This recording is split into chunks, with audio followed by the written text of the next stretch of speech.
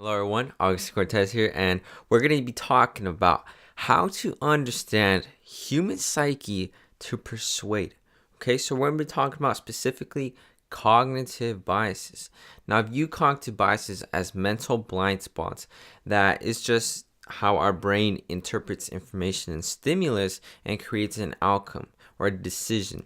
And most of these decisions are made in a subconscious manner. So if you're able to give information and stimulus and you know the person is going to pick it up subconsciously, you're much more likely to manifest an outcome. So we're going to be talking about one of the greatest books I read. It was one of the foundational books because once I read this, I became aware of how powerful marketing and psychology is in the realm of business. Not just business, but day-to-day activity. Some of the stuff is just for human interaction. It's human psyche. It's everywhere. It's universal stuff. So the book's called Influence by Robert Cialdini. If you know about marketing, if you know about business, most people know about this one. It's a classic, a great read. And I'm going to be giving you some of my favorite chapters. And they're just chapters on the cognitive biases itself. And I'm just going to give you the overview, the story, and you can see how powerful they are because he does great studies on the cognitive biases and does experiments that it just shows we think we're in control. We think we're conscious of what's going on, but for the most part, we're not. And this is more advanced. It's more of actual marketing, which I talk about in my business programs. So you create something called Lollapalooza. Now, the Lollapalooza is the granddaddy. It's essentially when there's so many cognitive biases implemented upon you that your rationality goes out the way. Your logic. You just succumb to whatever's there. So the Lollapalooza is the granddaddy. I'm going to be giving you some fractions of the Lollapalooza, but if you add them up, you multiply them, you do create the Lollapalooza, and it's one of the most powerful things. It's literally what made me thousands of dollars. Okay, so let's take a step back and let's talk about specifically in business. In business, there's 4 P's, the 4 main P's in business. It's product. You gotta have a product. You gotta have pricing. You gotta price it, sell at a certain point. You gotta have promotion. You gotta market, sell it, get customers, and then you gotta have the placement. Where is this product going to be? Digital, retail, service. Actually, that's the product itself. But you get the idea. Product, placement, promotion, pricing. So when you get the P's, you got to focus on each one day by day. And essentially, when you find the one you want to focus on, you harness and master that skill. Or this is where partnerships come in and you delegate the work on someone that, if you're not that creative, not making manufacturing products, delegate it, find someone who's good at that, and then just do joint ventures or find a way to make it work for you. But we're going to be talking about the P of promotion because this is the marketing, the psychology of business. So let's talk about this for a second. If you can't promote, if you can't sell a product, what good is it? You need to get money in order to keep your business alive. Money is literally the blood. It's the cash flow of a business. So if your marketing sucks, you're not going to get customers. A lot of people, especially in smaller retro towns, due to the progress of business, they relied on word of mouth. Word of mouth was the first form of marketing.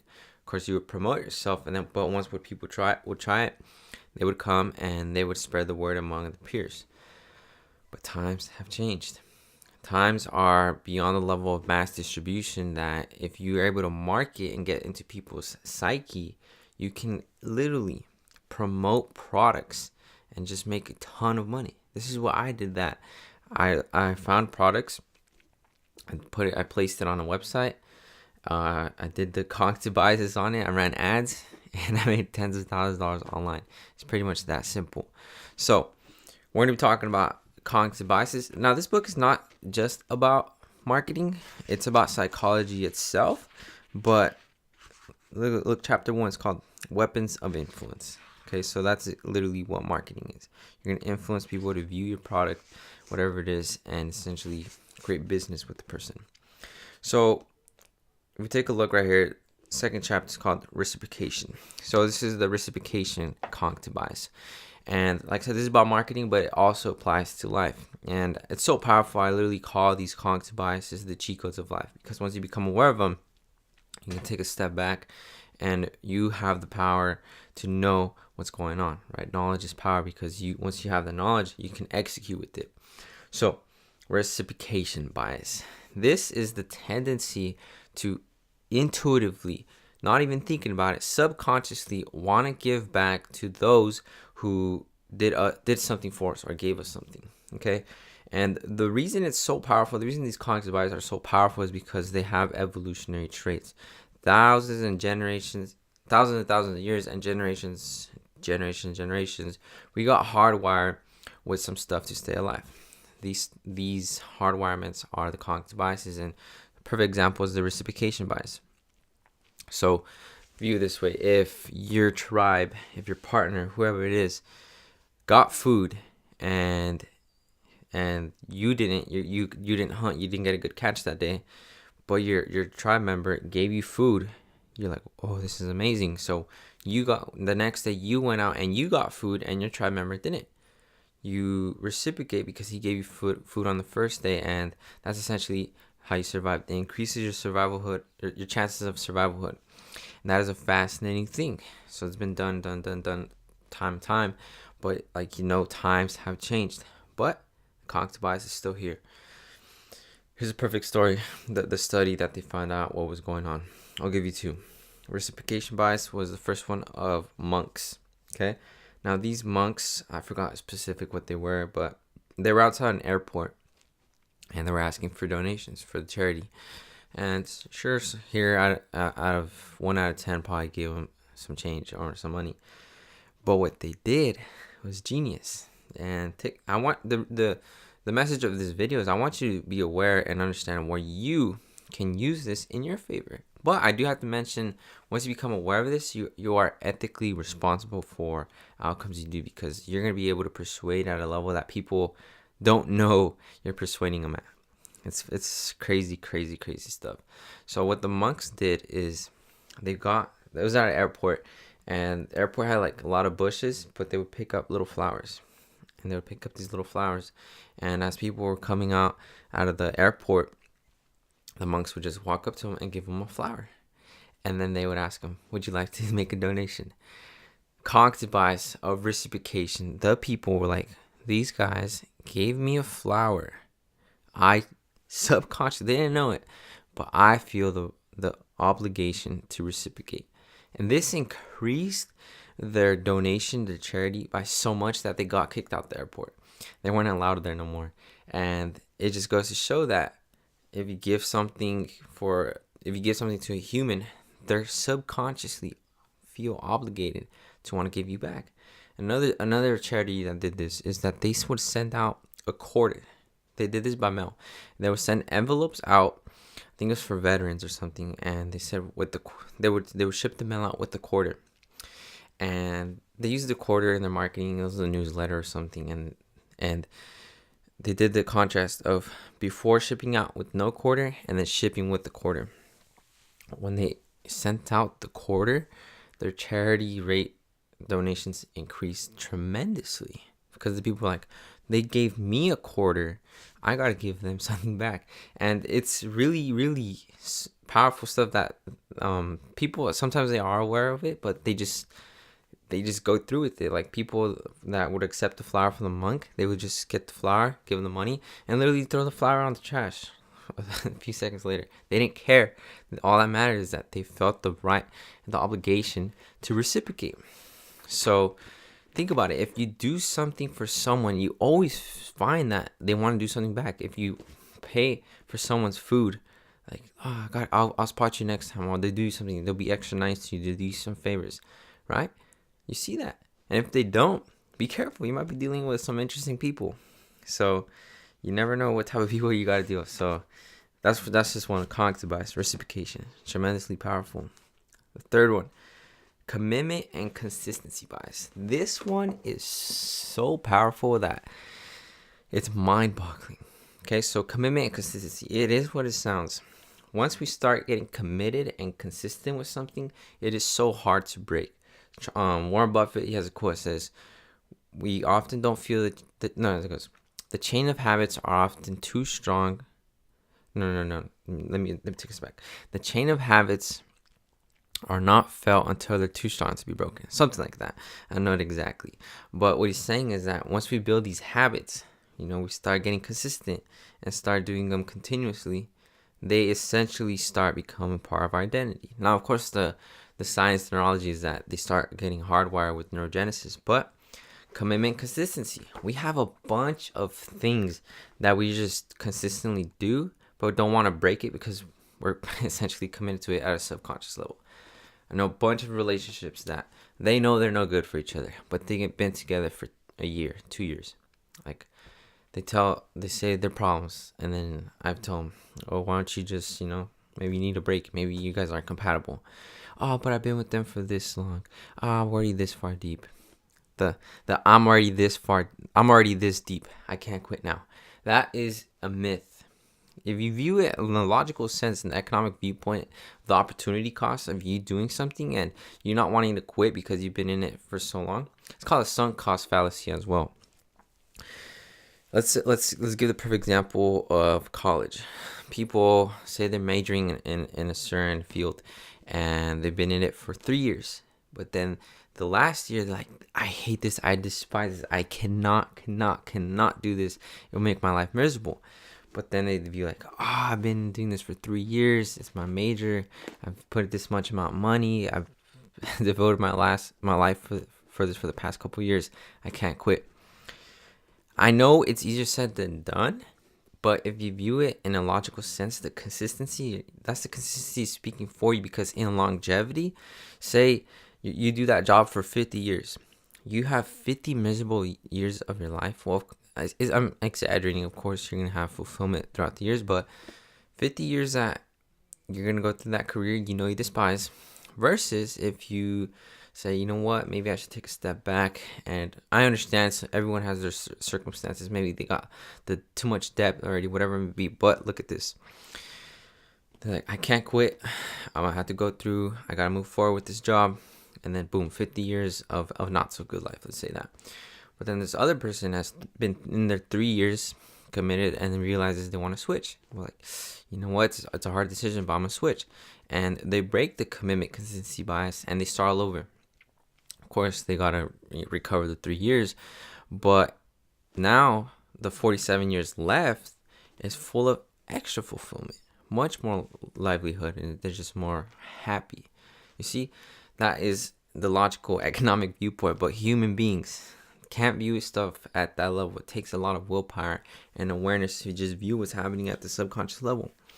So that's fascinating. When viewing your life where you have bad habits or bad things that you constantly do just because you've been doing them for so long. Take a look. Look in the mirror. Look at yourself in the eye like, what am I doing that I know doesn't benefit me? I just keep doing it. You'd be surprised. So the next one's called social proof. Also referred to social herd. This one is funny. I read this book in high school, and I think it was my senior year. And this is my stage where I felt like, I think Jordan Peterson calls it when like everyone wants to pound their chest. The testosterone. Every young man goes through that very like not aggressive but egotistical stage, I like to call it. And I felt that I was extremely aware because I remember it was a rally, and I would see people like someone would stand up, and then everyone would stand up. One person would start clapping, everyone would start clapping. You view it at church. I saw it at church as well. One person would just stand up, and one person would clap. At a concert as well, one person went woo, and then everyone went woo. It's just humans by very nature, they go, if it's monkey see, monkey do, but view it as survival, right? Evolution. If you saw all your friends, saw 20 people of your tribe running as fast as they could, you were not gonna go, why are they running? I should check. I gotta make sure I'm gonna build the logical sense out of this. No, you saw them running, you're gonna start running. And it's the same exact thing.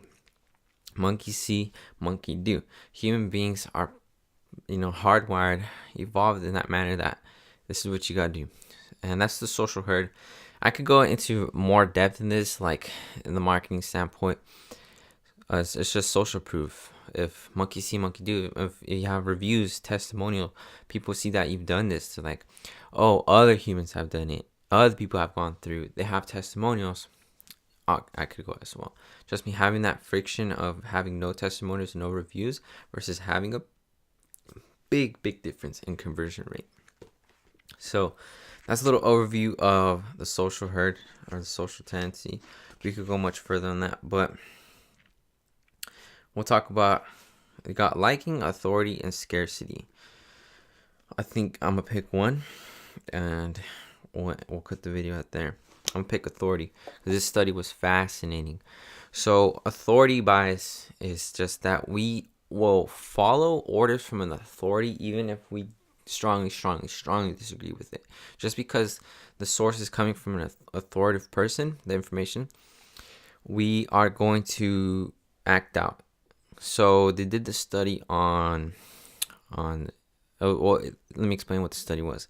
So there was a doctor, there was the participant, and then there was another person, but this person was in the study, but he didn't know. The participant didn't know that he was in the study. So you got two people in the study, one person not, but the person that didn't know thought the other person was, not the doctor. And they put him in a room, and the doctor was in another room, and the participant had to electrocute the other person if they got questions wrong. They would ask him questionnaires.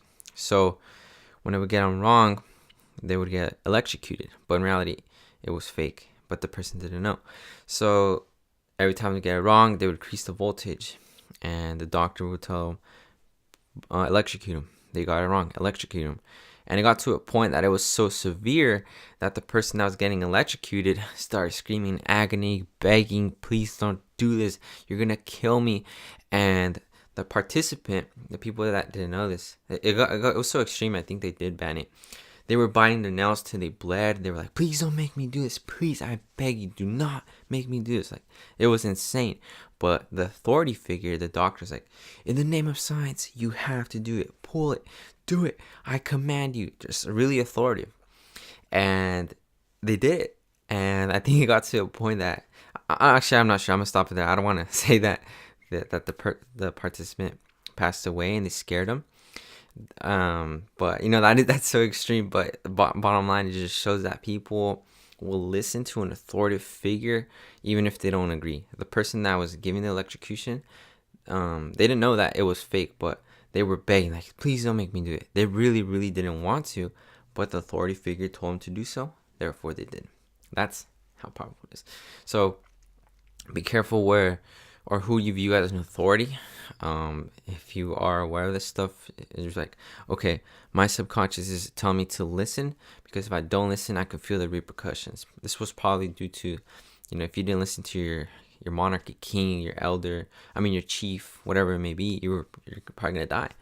But times have changed. So, this is just a perfect example of cognitive biases on how they affect our human psyche day to day. Of course, you can implement this into marketing. A perfect example of authority marketing is if you have like a celebrity or a person of authority in a field and you have them promote your product. Insane conversions. So that's marketer talk, but this is more about awareness. So I just hope that this made you aware. I hope it was like, wow, this is truly powerful stuff. And there's a ton of cognitive biases. I only gave you 4. Like I said, if you add them up, if you add social proof, you add authority figures, you add reciprocation bias, you start creating Lollapalooza. And Lollapalooza is just insane. I'll have to dedicate a whole video to that. But this is what it is, guys. So we're at 19 minutes. I think I'm going to cut it short. I do not want to just keep rambling and gabbling and twaddling. Twaddling is a cognitive bias. Well, we'll talk about that later. Okay, so I hope you enjoyed this video. My last thing is I ask you for you to click the link below, because I'm going to send you to something special. This is what I've been working on the past probably 3 months. It's literally, I had so many projects to do this past couple months that it's too much. It's a lot. I've never been in a position that I had to manage, like really project manage so many things that it made me aware I could talk about this more about time management, focusing on one thing at a time, even though you got to focus on multiple things. But click the link below. By the time you watch this, it should be live. Okay, so it's a huge project, and I've been working on it for the past couple months. Click the link below, and I'll tell you what it is. It's called Aware Marketer. So Aware Marketer is essentially where I'm going to create a community, the individual, and give you everything you need to know to be an aware digital marketer. Okay, so digital marketing, I'm sure you know, is an abundant opportunity. I don't want to pitch too much. It's an abundant opportunity, but I took it a step further and created Aware Marketer, and I view awareness as consciousness, knowledge, wisdom. You combine those virtues, and with digital marketing, the world is your playground. So you're going to be an aware marketer, but I'm going to tell you and teach you step by step on how to do so. So I believe there's 3 levels to digital marketing.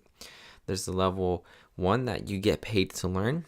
Now here you don't make as much profit, but you're literally getting so much skill and knowledge that you level up to level 2, which is when you sell your knowledge and you do intangible service and you keep higher profit. And then level 3 is when you mass distribute this.